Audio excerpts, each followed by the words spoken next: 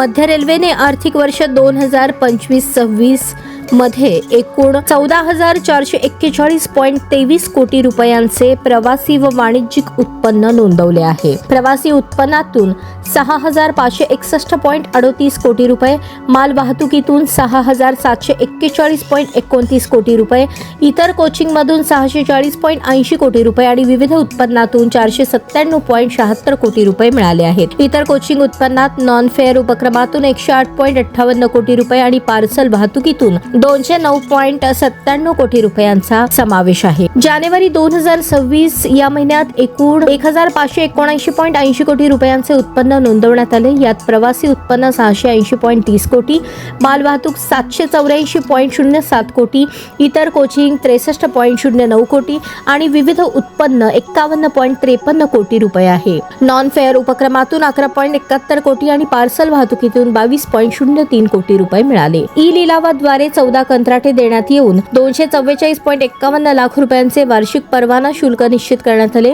मुंबई विभागाने जाहिराती आणि स्टॉल्ससाठी 146.13 लाख, भुसावळ विभागाने विविध जाहिराती व प्रतीक्षालयांसाठी 84.17 लाख, नागपूर विभागाने विविध कंत्राटांद्वारे 14.21 लाख रुपयांचे उत्पन्न निश्चित केले. याशिवाय जानेवारी 2026 मध्ये 171 वेळापत्रकबद्ध भाडेपट्टा इंटेंट गाड्या चालवण्यात आल्या. यात Bhiwandi road, Sankrail goods yard, Deolali, Danapur तसेच नागपूर विभागातील रेनीगुंटा, हजरत निजामुद्दीन एक्सप्रेसला जोडलेले दूध टँकर यांसारख्या सेवांचा समावेश आहे. मध्य रेल्वे प्रवासी व मालवाहतूक सेवा अधिक कार्यक्षम करत महसूल वाढीवर भर देत असल्याचे प्रसिद्धी पत्रकात नमूद करण्यात आले आहे.